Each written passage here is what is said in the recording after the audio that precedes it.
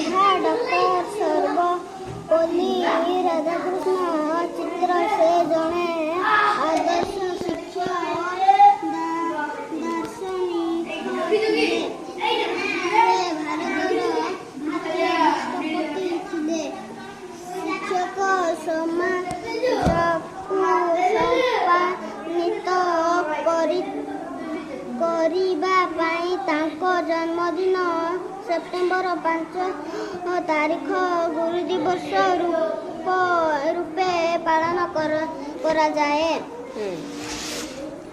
प्रति वर्ष आमे अगस्त 15 तारीख स्वाधीनता दिवस रूपे पालन करू। 1947 मसीहा अगस्त मास 15 तारीख भारत स्वाधीन होइथिला।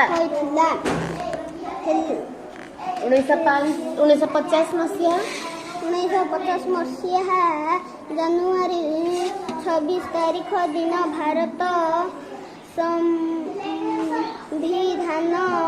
कार्यकारी स्वाधीनता दिवस कार्यकारी ହେଲା। तेणु एही दिन को साधारणतंत्र दिवस रूपे पालन करा जाए। स्वाधीनता दिवस ओ साधारणतंत्र दिवस हेई आम जातीय पर्व। एही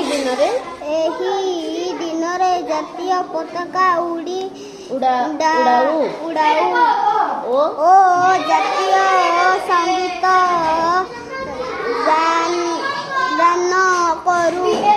जातीय पर्व पालन करी आमे देश पाई लड़ीथिबा महान लोकमानकु मने पकाऊ ओ सम्मान देऊ। भारतर सबु स्थानरे जातीय पर्व पालन करा जाए। आमे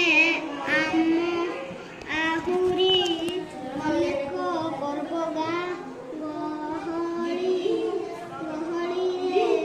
घर विद्यालय ମାନଙ୍କରେ ପାଳନ କରିଥାଉ। ଏହା ଦ୍ୱାରା ଭାଇ